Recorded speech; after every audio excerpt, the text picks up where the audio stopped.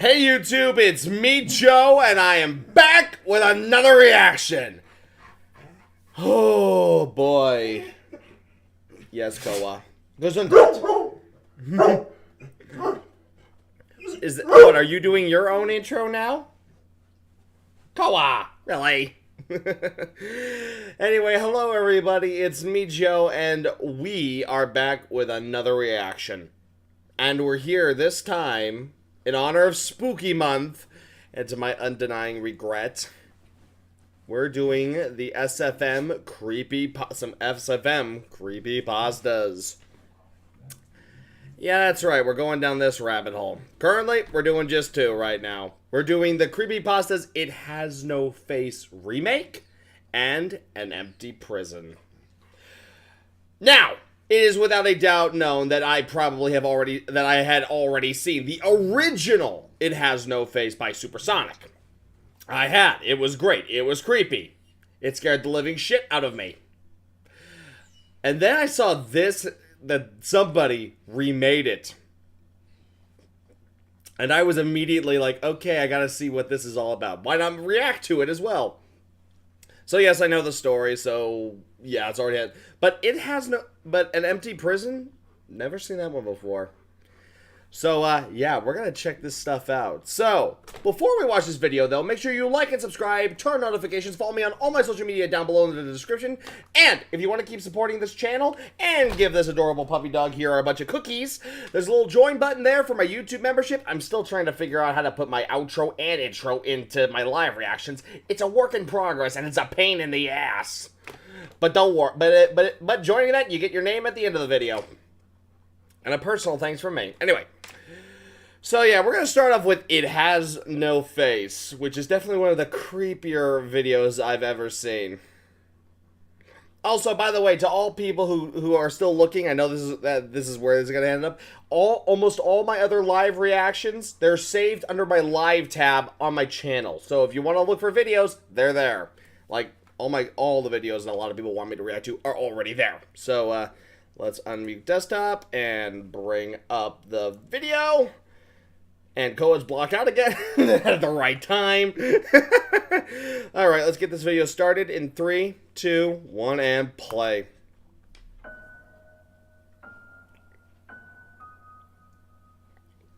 Super Static Pro. My bad. Super Static Pro. Yeah.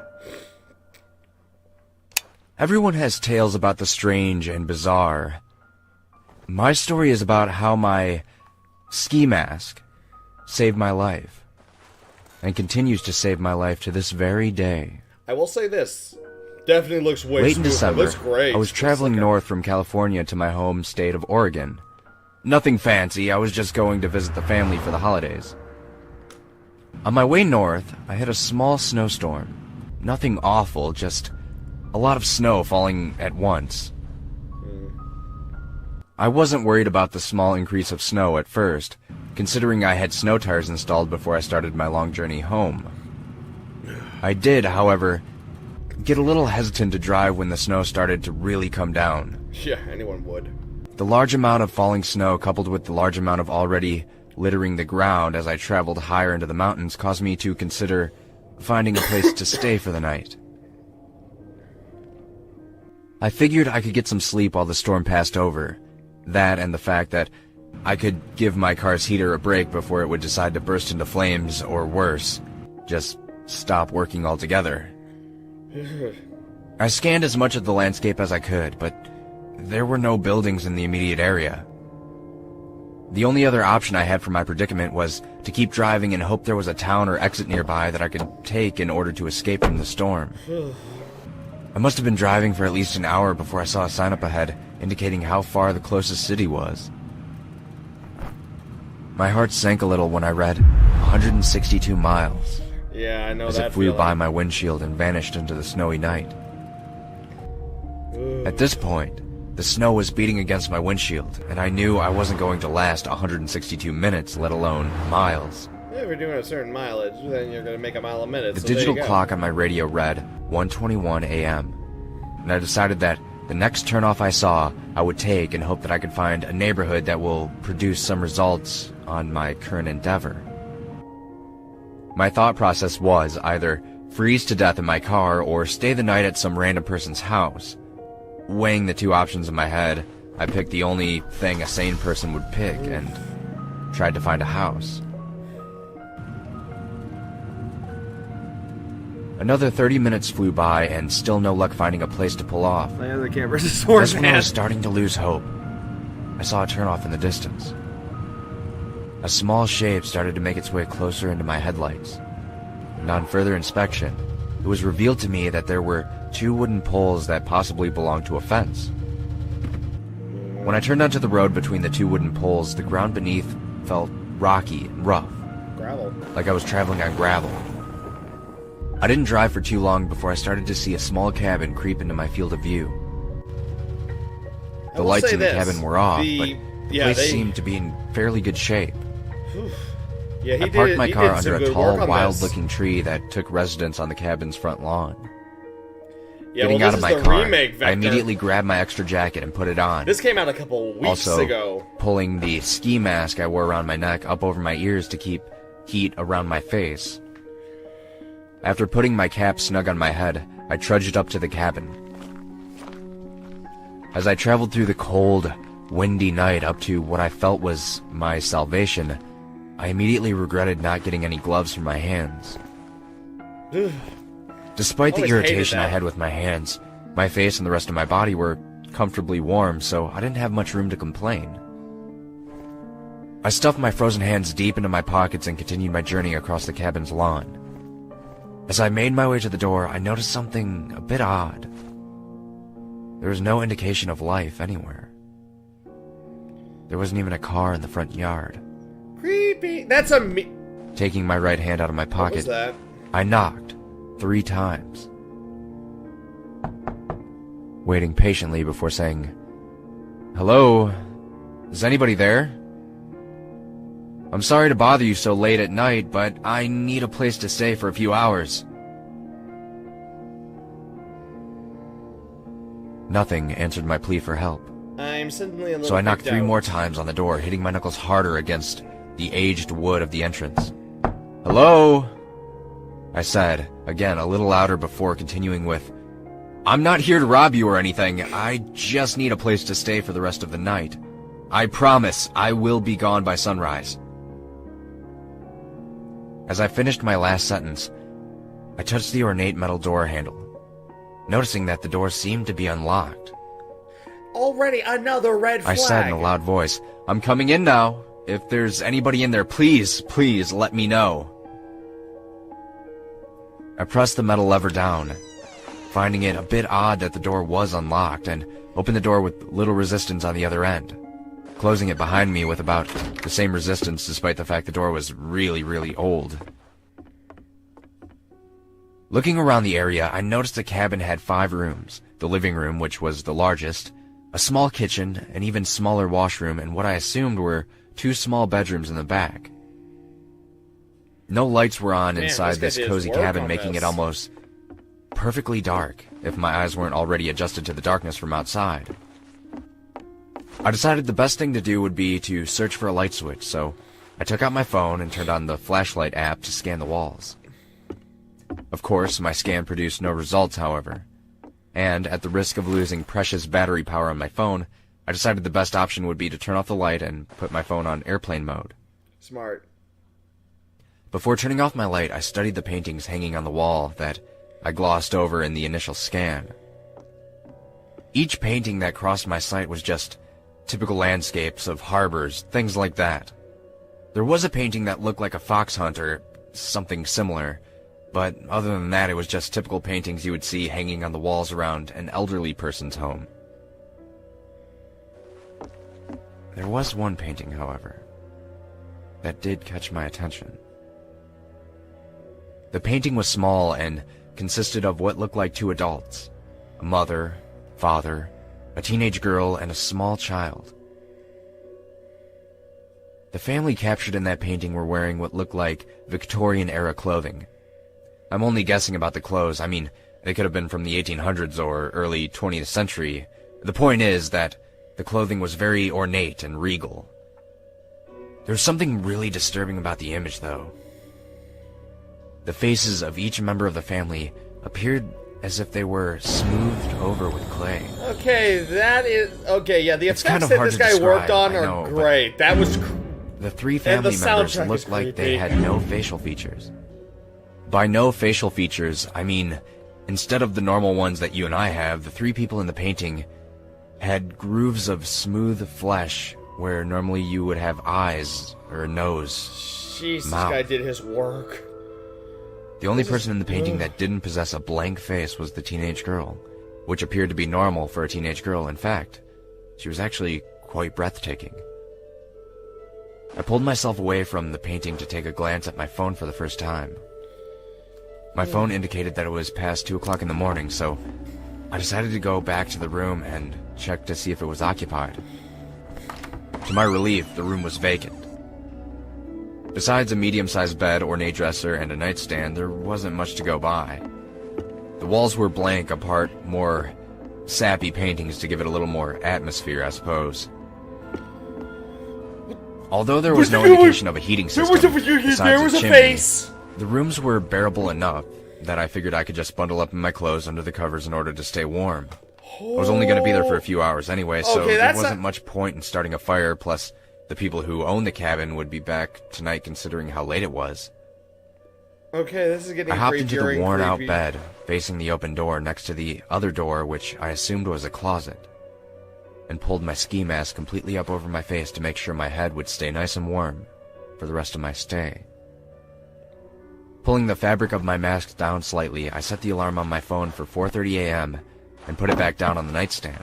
Couple hours of sleep. I covered my face again and bundled up tightly with the sheets, closing my eyes and letting dreamland take me away until I woke up after what only felt like minutes, to the sound of scratching. My body froze as I heard the noise over and over again, softly coming from the closed door. Is it me or did the monster just get creepy? Tried to relax, thinking that all the noises that I heard was just probably a rat or some other animal that was spending the night in the closet while the cabin's owners were away. Quietly, I shifted onto my back, pulling my ski mask down slightly so a little slit appeared, giving me a small window to look out at what was there.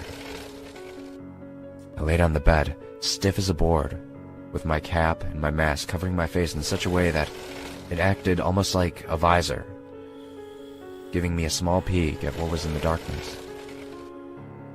Thankfully, my eyes were still adjusted to the dark, which gave me a small amount of reassurance as I continued looking in the direction of the scratching noise.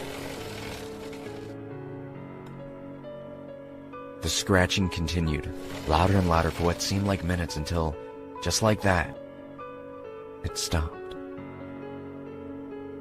Silence filled the room again, but it wasn't a safe kind of silence. The deafening silence in the room was foreboding, ominous sort of silence. The vacuum of sound in the air was the type of silence that happens in a movie just before something jumps out at you. Just when I began to calm myself down, the doorknob to the closet began to jiggle and turn very slightly. My heart was racing out of my chest as I saw and heard that knob turn, and every inch of my body wanted to just bolt out of the bed and out of that cabin before whatever was on the other side of that door got out after me.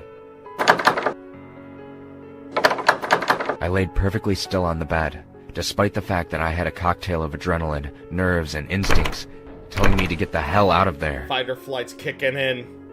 My eyes widened as the door to the closet opened slightly, and I saw what looked like a dried head attached to an elongated neck pop out of the opening, Oh god, I think accompanied by I a skeletal body. think it just got creepier. The thing that was emerging from the closet crawled on all fours out of the doorway and slowly made its way to the bed that I was sleeping in. Okay, why did this guy take so much effort to make I this have thing never been more good? frightened in my Oh, whole fuck. entire life as the thing stood up, almost touching the ceiling of the Oh, cabin, that's creepy. That is and looking creepy! down in my direction. The creature stood there studying me as I peeked through the Okay, thin the way it's slits in my moving its mask. head, that's... Pure terror swirling around in my mind as I glanced up at the body of the creature. Looking at the creature's skeletal face, I noticed that it had no eyes within its head, which led me to believe that It couldn't even see me even though I could see it. Just when the idea of not being able to see me started to give me a little comfort, the creature began to speak. Strange. Oh, The fuck. creature whispered softly as it continued to watch me, and then spoke again. It had no fear of me. Okay, why did It Creepypastas continued have to to say fuck in a up the hoarse closed tone captions? as it began to breathe loudly, continuing to look at me and gripping down on the edge of my bed. Why is this creepier than the Feeling original? the creature's bony hand touch the edge of my bed caused my brain to go into complete panic mode. The only thing that stopped me from jumping up was the thought that maybe the creature believed I was dead or asleep and wouldn't attack. How can it not fear? How can it not fear me? The thing said through clenched teeth before loudly gasping and suddenly pulling back, with its mouth open in an expression that almost resembled fear. It has no face, the thing whispered to itself as it continued to back away. It has no face, the creature said again, but this time louder than before and slightly more unnerved. No face! The creature shouted as it backed off further away from the bed. I heard the thing breathing loudly and quickly before calming down and slowly returning to the side of the bed.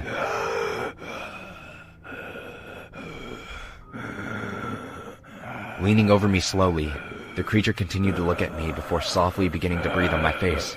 If I was in that I situation, could smell I'd its probably foul piss breath myself. even through my mask. The smell was so powerful that it took all my strength not to gag as a reflex to the awful stench. In my mind, Creepy. I made the choice to keep motionless, and did not do or say anything that would compromise whatever illusion I was giving the thing that was currently studying me. The creature breathed on me again, softly. The stench I smelled from its breath Why could is only be this described imagery as more fucking rotten, creepy which than only the strengthened original? my resolve to stay perfectly motionless. Strange, the thing whispered at me again, leaning in close to me to the point where I could see and smell its decaying flesh. The creature slowly reached for me, its hand moving slowly towards my face. With every inch that decaying hand moved, I couldn't help but feel my situation becoming more and more dire. I thought that this was it for me. The creature would kill me tonight, or take me away and torture me, then kill me, and no one would know what happened to me. No one would find my body out there, and no one would know my story. I could feel tears start to well up in my eyes as I thought of everyone I ever loved being yanked away from me in this one very moment. No face, no face, no face, the creature softly chanted as its hands crept ever closer to my face. That is an image. I could hear the anguish in the creature's voice as it continued chanting over and over as it reached for me. As its long, bony hand crept only centimeters away from my face, I braced myself for the worst, making the last thoughts I would ever have about the people I loved. Just as I thought my life was all over, really? a sudden loud noise erupted from the room, filling the ear closest to the nightstand with a flood of beeps and causing the creature to scream and jump back. As the noise continued, the creature threw itself back against the wall, shrieking uncontrollably in terror as it stumbled back towards the closet. I was dumbstruck for a second, before the thought came to me that I had set my alarm at 4:30, which must have been the source of all the noise. I jumped out of the bed, grabbed my phone, and pointed the lit-up screen at the monster as the alarm continued to ring loudly. That is just The loud ringing caused the creepy monster image. to shriek even more in confusion and terror as it retreated quicker as I approached. Seeing my chance, I activated my phone's flashlight and put it on strobe in order to disorientate the monster further. No face! No face! No face! No face! The creature shrieked at me as it withdrew to the safety of the closet. I continued to shine my light on the creature, and and for the added effect, I started playing loud music as I continued to jab my phone into the monster's direction like a lion tamer. The thing threw itself into the dark recesses of the closet, and I shoved the door back, locking it after I slammed it closed. The shrieks coming from the monster started to get fainter and fainter, like it was almost retreating deeper into the house. No face! No face! No face! I could hear the creature yell out as it got further and further away. After hearing the last retreating words of the thing that terrified me the whole night, I bolted from the cabin at breakneck speed, jumping into my car and floored it off the gravel road. I was shaking all over as I drove, and when I pulled my ski mask further down to expose my skin, I was as white as the snow that littered the ground. I was so frightened by the whole experience. As soon as I pulled into the first town I saw, I parked my car and began to sob uncontrollably for a while. Wouldn't you? Fuck. The experience that I had just been through would scar me for life. But as I wept in my car, in the parking lot of a convenience store, I couldn't help but start to laugh a little in between my fits of crying. Yeah, you made it out. I got through my ordeal without so much as a scratch on me. This guy did his work. Aside from the mental scratches, I was fine. I was alive, and I didn't have to worry anymore. After I finished with my whole episode of crying and laughing like an insane person, I entered the store, sniffling and wiping away the rest of my emotions. Whew. As I continued into the store, the cashier looked up at me and traced my direction with his eyes before continuing with what he was doing. The store was mostly empty. Aside from an elderly couple, I was the only customer in there. "A rough night?" the cashier said with one eyebrow cocked up while he scanned my items. "You have no idea," I said, looking out of the window at the sun breaking over the horizon. "I noticed you looked a bit upset when you came in. What happened? You get dumped or something?" he said, looking up at me as the register computed how much I owed him. Looking at the young man behind the register, he seemed to be a little younger than I was, although that didn't say much because even though I'm 22, I do look younger than my actual age. Yeah, I looked at the cashier's name tag for a second before feeling that I had nothing to lose by telling him about the night I just had. The small name on his ID read Evan. And as I finished telling him my frightening tale, something odd happened. I expected him to burst out laughing or say that I was the best liar he had ever talked to. Instead of doing any of that, Evan just stood there. His skin, milk white, as he stared at me with an expression so horrified. Imagery is amazing. He gave me the impression that he had just witnessed something get run over by a train or something. "Evan, you alright?" I said, looking into his eyes while we both just stood there, silently. "What? Oh, yeah, it's just, Evan began to say before his thoughts trailed off due to a new feeling that we were both being watched. I began to feel eyes burn into the back of my head before turning around to see the old couple I glanced at when I entered the store beforehand. The old couple possessed the same horrified expression that Evan had just a few seconds ago. They must have heard the whole story I told. After a few moments of silence, the old couple asked me what I knew about the cabin, to which I couldn't really say. I gave them the best description I could about what I saw. The couple proceeded to tell me about the cabin, how long it had been there, and that it was haunted by a presence so terrifying that the place was condemned and left to rot away after so many people disappeared there. They told me that no one who ever stayed in that cabin has ever been seen alive again, if they've ever been seen at all after their visit. "One of my best friends stayed the night in that cabin," What's up Evan with said those quietly as he stared off into the distance. What the fuck but continued his thoughts with, This was not in the "I original. refused to go into the cabin. I knew something bad would happen if we went.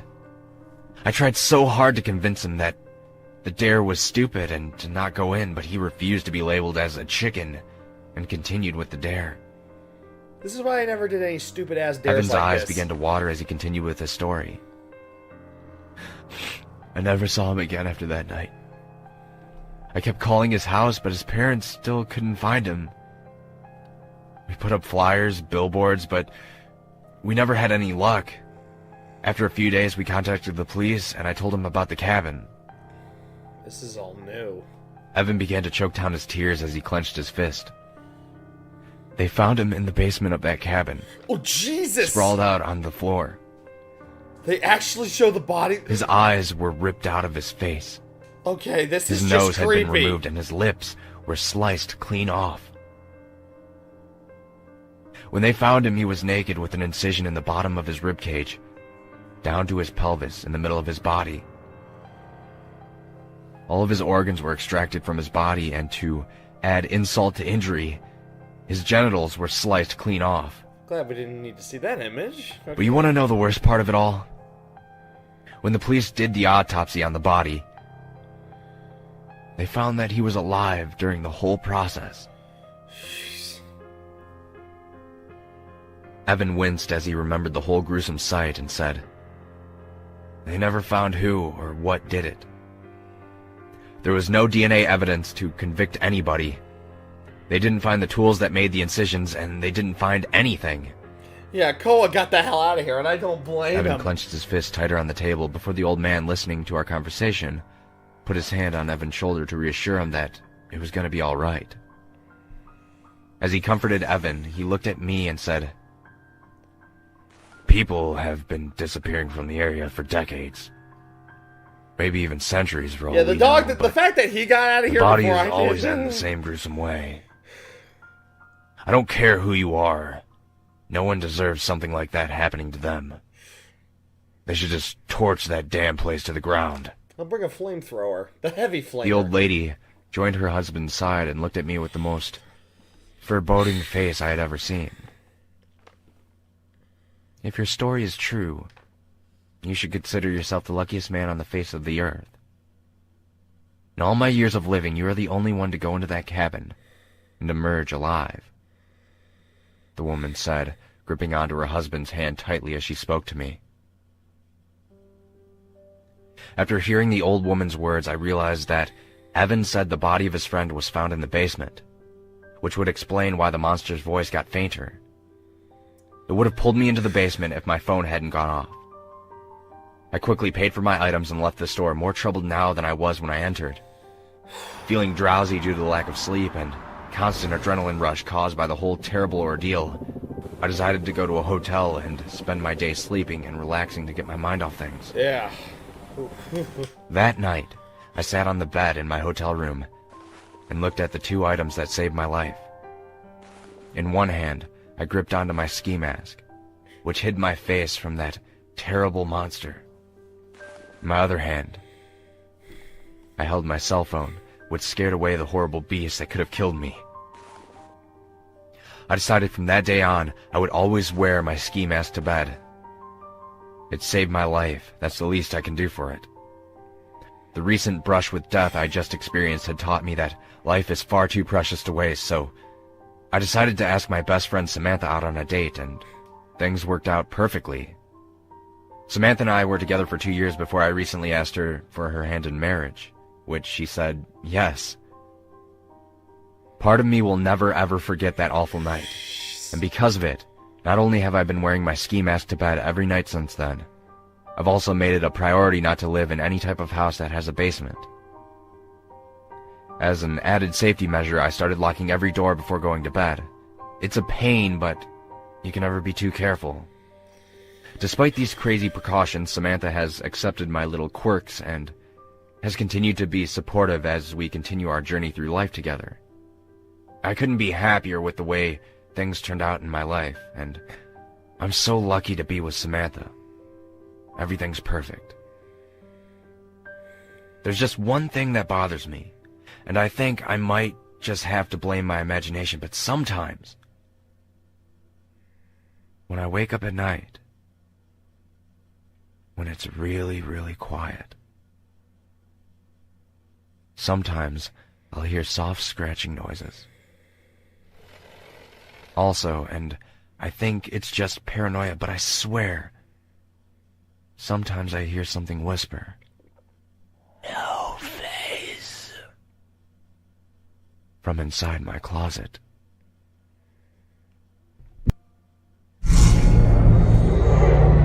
Oh, that was good. Still creeps me up. One second while I take care of ads. All right. Woo. While I take care of things, let me just. Fucking A. Fucking A. Oh, man. Why was that... Oh, my God. That was so much creepier than the original. Oh, my God. That imagery was just creepy. And it just... Whoo! God. Oh.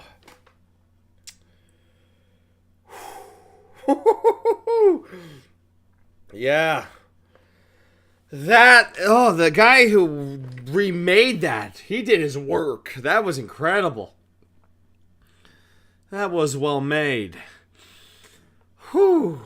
Now, we're doing a second one. An empty prison. Now, this one I have not seen yet. But yeah, we're gonna see what this one has. Yeah, I got scared. I got scared of the original too. I will say this about Creepypastas. They make good ghost stories, at the very least. Okay, but now we're on to an empty prison. Let's see what happens here. Let's get this video started. Make sure closed caption. Oh, it's auto-generated. Fuck that. Okay, 3, 2, 1. Let's hit it. A single day added onto my sentence meant the difference between a normal jail and the unending nightmare of Pembina Prison. I was supposed to get 364 days. That was the deal. But the judge didn't like my attitude, whatever the hell that meant. So he made it 365. Boom. 1 year was the minimum for prison. My lawyer made a stink and a half, but it didn't do any good. It's not his fault. In fact, he's the one who's going to release this statement to the press. Or leak it online if the Guardian Corrections group tries to get an injunction on us. People have to know what happened at Pembina Prison. I'm going to put it right out there and tell you that it was haunted.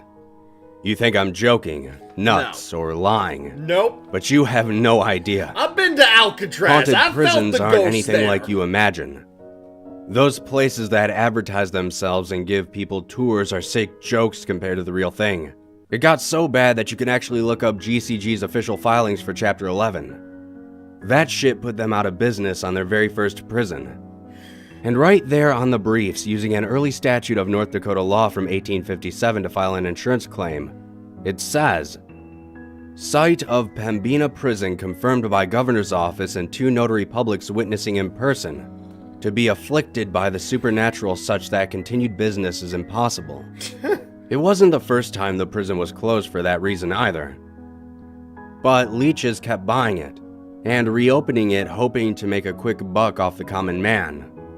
And I was shoved into that hellhole without knowing the history even a single bit.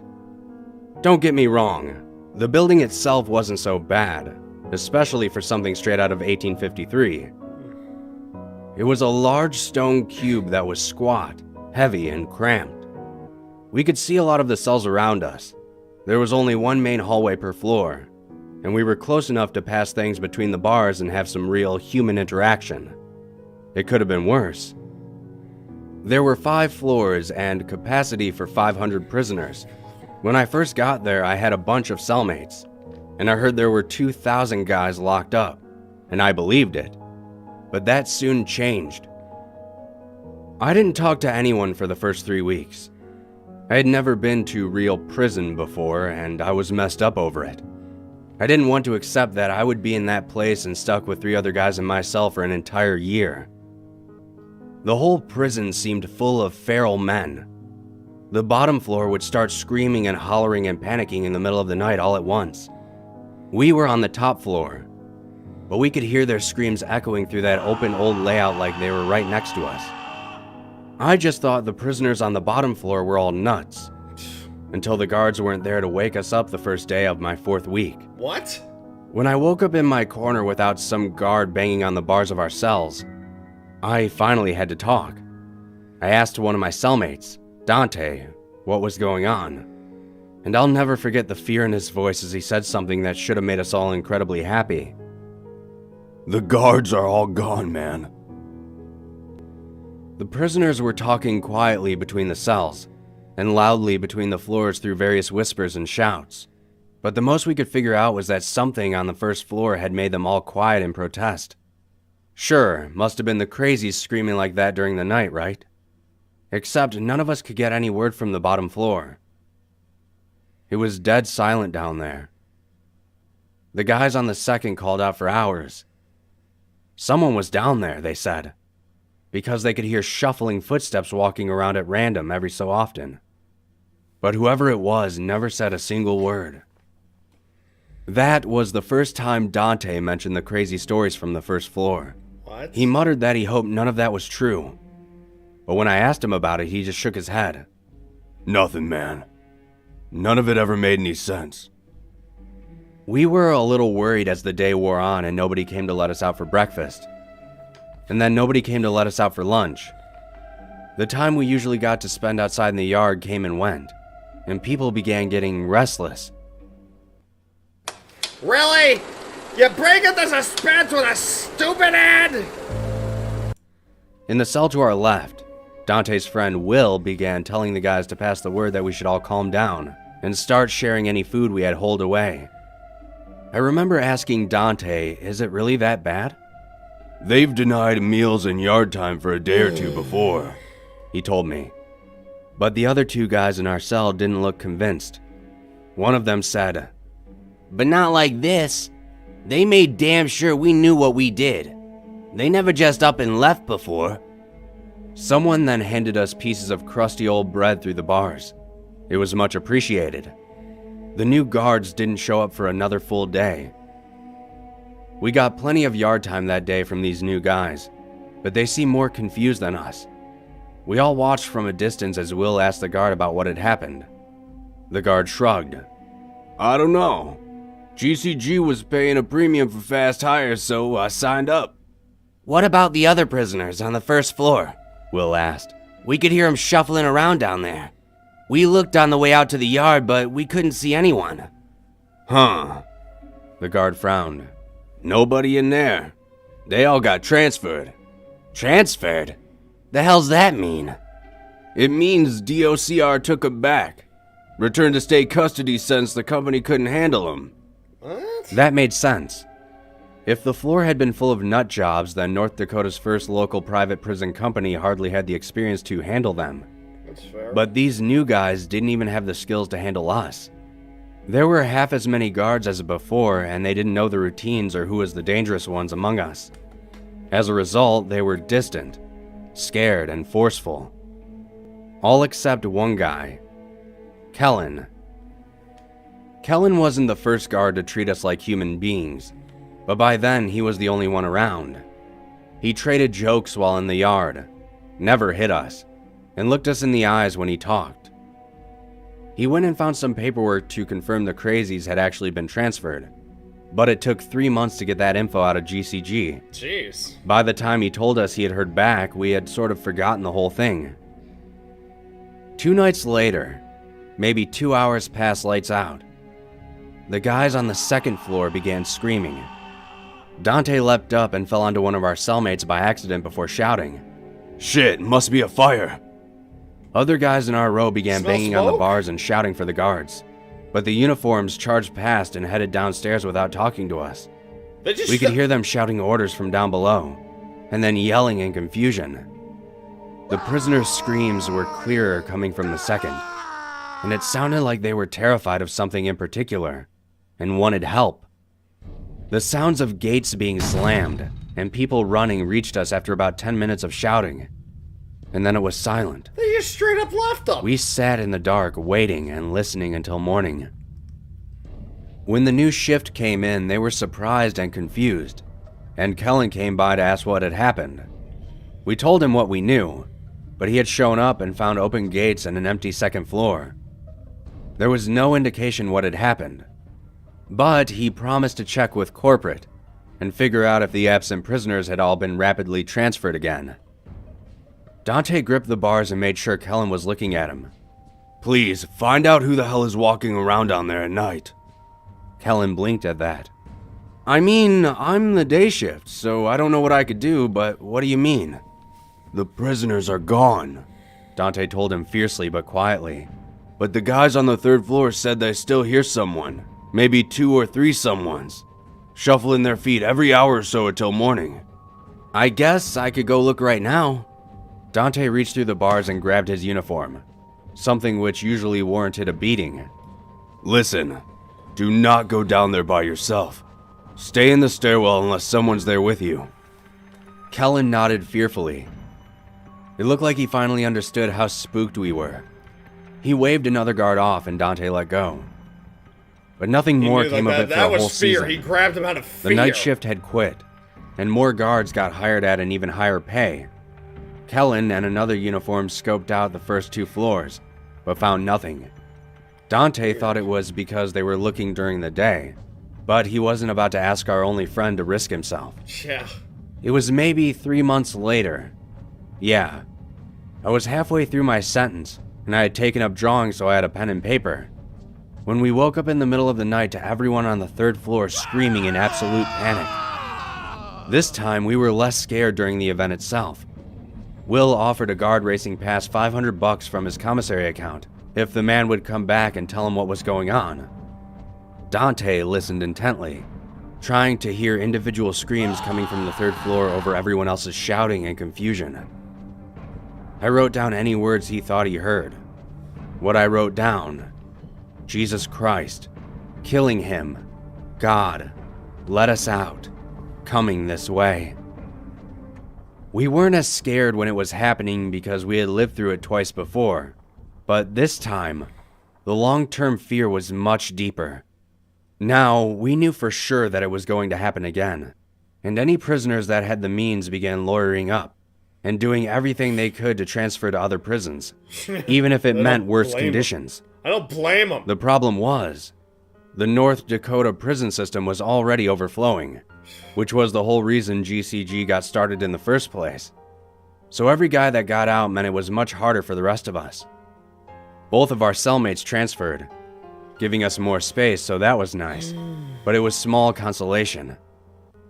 Apparently, word had started to spread on the outside. Hey, I got him first. And Get your own. GCG's solution, instead of paying the guards even more, was to stop having a night shift at all except for just one poor guy. Kellen was a bit miffed that he hadn't gotten a raise out of the whole thing, but he was starting to believe us that something was going on. By then, he had been around a while, and he knew we weren't bullshitters. And too many other prisoners had told them they had heard someone walking around on the 1st, 2nd, and 3rd floors at random during the night. It was just a few steps, sometimes as many as 20, but it only happened every so often, and only once it had been long enough that you thought it had finally stopped for good. One guy on the 4th floor said he heard a full run from one end of the 3rd floor hallway to the other, clear enough that he expected a guard to come charging up the stairwell, but nobody appeared. He bashed his skull on the prison walls and got transferred out on medical leave the next day. Jesus. So we took him seriously. Yeah. And that was enough to get Kellen to start doing some research on the outside. He came to us in the 7th month of my sentence with a pale face. Beside us at the bars, Will asked, "What's the word?" Kellen seemed grim. "Lot of bullshit out there, but this place is mentioned a lot. It's been closed before, but I keep getting stonewalled when I ask for the historical documents. Thing is, I don't think the prison itself is the problem. Get this." He pulled out a notepad for reference.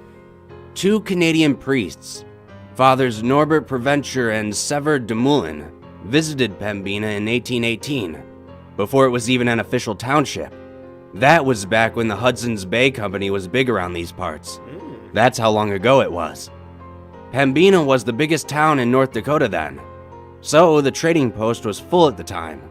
So the priests chose to sleep outside where the Pembina River meets the Red River. The folktale has it that the vision of a rotting woman came in the night and stole Preventure's life. The 2 men bartered with her to split the remaining life between them, consigning both to live only 35 more years instead of the 70 Sever had left. Sever got an extra month and 20 days as a gift from his friend for his sacrifice. Kellen paused as if we might guess the obvious outcome. They both died 35 years later.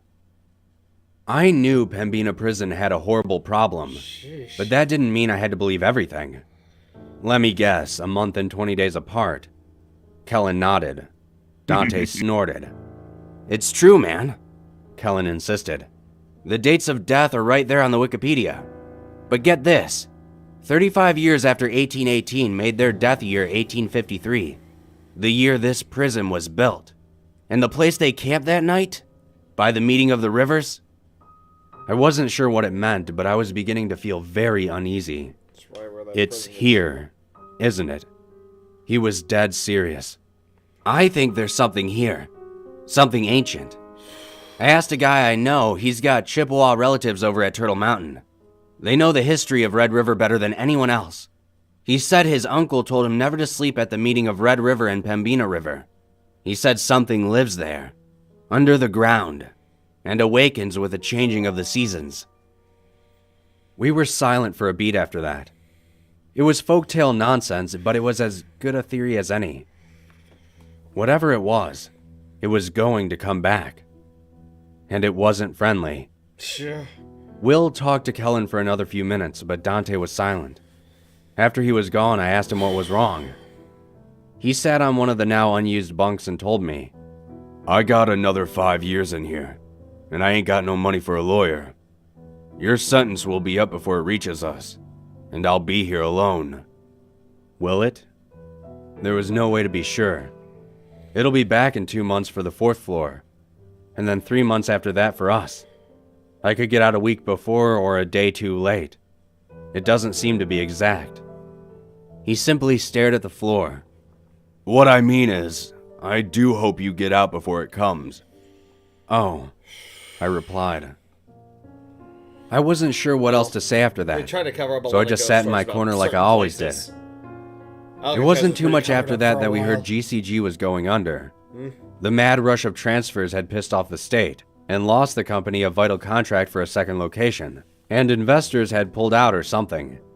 The number of guards was cut, then slashed, and Kellen took a pay hit to stay on as the only guard on the day shift. There's only 2 prisoners left on the 4th floor, he told the 20 of us remaining as the general week we expected it to happen approached. I feel like I should stay late just to see what the hell is going on down there. But the former guards I asked about it are all terrified as hell and refuse to talk. Some even got violent just because I asked. It's cool, Will told him. You got a kid at home. Don't be here for it. The 20 of us left on the 5th floor sat in our cells once night fell, praying and listening. On Monday night, nothing happened. The 2 guys down below occasionally shouted up to us that everything was clear. On Tuesday night, nothing happened. The strain was growing though, and we could sometimes hear them breathing rapidly down there. I could only imagine the adrenaline rushing through them every minute until dawn. On Wednesday night, nothing happened. Yet, something had changed in the air. The prison was much quieter now that 2,000 men had become 22, and I thought I could feel a subtle sort of heartbeat in the air, pounding against reality like it was a thin sheet of paper. It's just your imagination, Dante whispered. None of us were willing to speak any louder than that. On Thursday night, the heartbeat became a feeling of footsteps, approaching from a great distance. Guys? Will shouted from his cell. You good down there? Still here, one responded from down below. But I can feel it. It's at the door. It's knocking.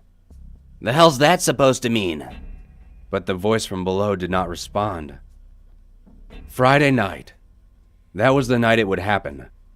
All day, the 2 guys on the 4th floor pulled and clanged at their bars, begging to be let out. Kellen was torn. After 2 hours of listening to that pleading, he came up with an idea and transferred both of them up to our floor. If nobody's on 4, then we'll all be safe, right? Out loud, we agreed, but we were kidding ourselves. When the night guard showed up, he freaked and took the 2 men back down. He said out loud what we were all thinking. If nobody's on 4, then it'll just come right to 5 and get us all. What the hell was Kellen thinking? We had to listen to hours of sobbing that evening. It was the hardest trial of my life. I wanted to call out to the night guard. I wanted to ask him to get those men out of there. But if I did, I knew whatever was coming would find all of us instead. The moment it happened was like a cold hand on my shoulder. What's going on down there? Dante shouted. The man who was not sobbing called back. It's changing. Will demanded. What? What's happening? Tell us. It's red. Red? It's red. What's red? Oh shit. Will yelled insistently. God damn it, what's red? We stared down the hallway at the night guard, who stood listening in fear. The screaming began a few seconds later. This time, only one floor above, we could clearly hear every word. The sobbing prisoner shrieked. There. It's there. The man who had been communicating with us incoherently began raging with fear against his bars. What the fuck Then, is it? strangely, he stopped. The 20 of us clung to our bars, unable to help, unable to flee. Many of us cried, but we were otherwise silent, for to yell would be to drown out the last words of the men below. But they were eerily quiet for nearly 2 hours. We waited in strange silence as random footsteps traversed the 4th floor every so often. What was happening? For the first time, the victims of whatever was going on down below had chosen to be quiet instead of yelling for help. Why would that make things different? At long last, the sobbing man broke the silence. Oh my god, it's coming your way. Shut up. It'll see you. Distracted. Hit the bars. The sound of clanging echoed up What the the stairwell. fuck? The sobbing man said with terror. What the fuck? It knows, it knows. Jesus Christ, do something. We were no longer silent. We echoed that sentiment, loudly and repeatedly to the guard. Do something. He just stood there, literally What quaking in his can boots. he do? Will shouted at him. Snap out of it. The other guards and prisoners got away. You can too. Whatever it is, it won't follow you if you let them out and leave. Then I chimed in. They're gonna die down there. Dante threw his shoe and the impact finally snapped the man out of his terror. Wake up, buddy. The guard ran to the stairwell and descended. The first thing we heard him say was a taken aback, "Mary, Mother of Christ." The sobbing man spoke again. Over here. For God's sake, please let us out. The other prisoner wasn't talking for some reason. We could hear his gasping terror, but that too went quiet. Then we heard a buzzer, and all the gates on 4 slammed loudly open. The sounds of panting, running, and someone Get the dragging fuck something out of followed. there. The prison went silent. And just like that, we were alone again. The formerly crowded prison now felt terrifyingly large and empty with only 20 of us and no guards. That night, the unmistakable sound of footsteps echoed from down below. I counted time as best I could. 40 minutes. Then someone took 3 steps out of a cell and into the hallway. An hour and 6 minutes. Someone ran 10 steps along the hallway and stopped abruptly. 28 minutes. The footsteps approached the stairwell, fuck? but then turned into Why a am I cell and getting went silent. like fucking Hoovy The thing Dundee? was, whoever it Like was sounded flashbacks? barefoot, and the starting and stopping locations did not match. Where they ended was often nowhere near where they began. By the time dawn came, we were scared into motionless, terrified silence, and it took Kellen's arrival for us to begin stirring again. With GCG in bankruptcy court, we no longer had a night guard at all. If it came for us, there would be nobody to let us out of our cells like everyone else. We hardly talked, hardly ate. Each passing day was a grain of sand falling through an hourglass marking our executions. Our fellows began confessing to crimes they hadn't even committed just to get transferred to Supermax out of state. The only option left. Well, that and the other option. That's dark. One by one, Kellen escorted or dragged guys out of our floor. 20 became 15. Then 10.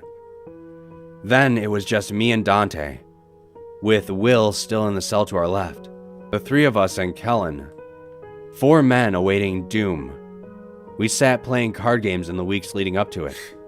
It would be 1 full year for me in that place, but I could swear I had spent a lifetime in that cell. I couldn't think, couldn't remember life before, couldn't imagine surviving after. Every day I prayed for a transfer to come in, but North Dakota had gotten sick of our shit, and the judges had stopped hearing cases from Pembina Prison. What? They didn't know there were only 3 of us left. Nobody knew. We contacted the media. We phoned the governor's office. We made a ruckus. That was probably worse than nobody knowing, Yeah. because it turned out nobody cared. Also, there was nobody higher up at GCG following the situation, and Kellen couldn't get anybody on the phone. Payroll, meaning just his paycheck, was being handled by a third-party disbursement company that couldn't answer any questions about ongoing proceedings. The week approached. On Monday night, nothing happened. We were like statues in our cells, alone, waiting for a sign of the executioner's approach. When dawn came, we sighed and began moving again. Dante asked, "You get out Friday?" I nodded. If things went like the day before, I would be released the day of. As long as I left before sundown, I would be all right. On Tuesday night, nothing happened. 2 for 2. Just one more. Just one more day. I sat through that darkness until... No! The feeling of the prison had changed around us. A subtle heartbeat began to pulse against our faces and ears and eyes. It had come a day earlier in the week than last time. That morning, Will patted my arm as we both leaned out of the bars. "Sorry, man." Dante just shook his head angrily. I wasn't going to get out in time. On Wednesday night, the heartbeat became the sound of footsteps approaching from some unfathomable distance. I think I stood at the bars of our cell that entire day, fingers wrapped around metal with force to match the tension in the air, and in our minds. This couldn't happen. This wouldn't happen. Well, it's My gonna lawyer would happen. walk in and tell me that he had gotten the judge's unfair addition of an extra day removed. One day. One goddamn day. Even if I had spent the whole year in this prison, one day still meant life or death. Let me out. Let me the hell out, for God's sake. But nobody cared. And nobody would listen. I'd like to tell you that Kellen stayed late that night. I'd like to tell you that when the entire floor began to glow red, the hallway, the cells, the stone itself, as whatever ungodly abomination in the earth, began to wake upon the changing of the season, as distant footsteps became a traveler at the door of our minds. I'd like to tell you that Kellen was there and hit the button and opened the gates to let us all out. I'd like to tell you that I didn't see anything, and that I'm not permanently a broken man. I didn't claw at the walls of my cell as it slowly approached, moving a few steps every 20 to 70 minutes. I'd like to tell you that all 3 of us were able to run away and escape that horror upon reality, with its rotting hands and blind eyes radiating crimson light as it searched for us at random. But I can't give you a satisfying end to this story. The disbursement company fired Kellen and changed the locks on the property. According to their paperwork, all the prisoners had been moved, and they thought he had been getting paid for guarding an empty prison. They left us in there for 11 days before the error was found, which meant 11 nights with that thing. For 11 days we starved. For 11 nights we sat absolutely still, not daring to move or breathe or even look left or right. It knew where we were generally. It stood right outside of our cells for hours, and sometimes walked right through the bars and grasped at the beds around us, daring us to make even the slightest motion. When you've spent 6 hours staring into the blind crimson eyes of a rotting demon, unable to blink your eyes for fear that it will hear the air your lashes move, when you've seen what it's seen, the worlds it has walked reflected in hellish red, will you understand? But no one cares. I'd like to tell you that I wasn't traumatized by the hell I went through being left to rot, and left to die as nothing more than a number on some corporation's books. But no one cares.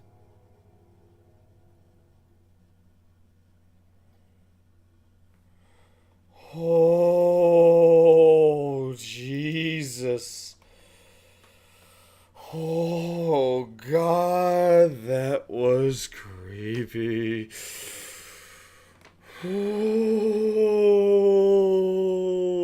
shit. Ooh. Brother almighty, that was creepy.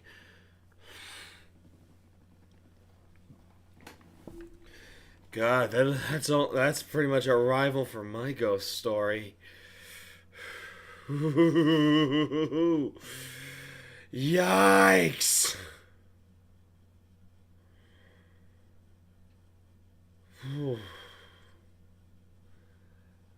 Well, that was creepy. Perfect for spooky month. And just think, I got another one to react to on Thursday. Yippee-ki-yay! I'm gonna go find a nice cozy puppy dog and hold him until the fear goes away or I stop shaking. So yeah, thank y'all for watching. I hope y'all enjoyed this. And as always, you know who I am. I know who you are. I'll see you all in the next video. Fuck, that was creepy.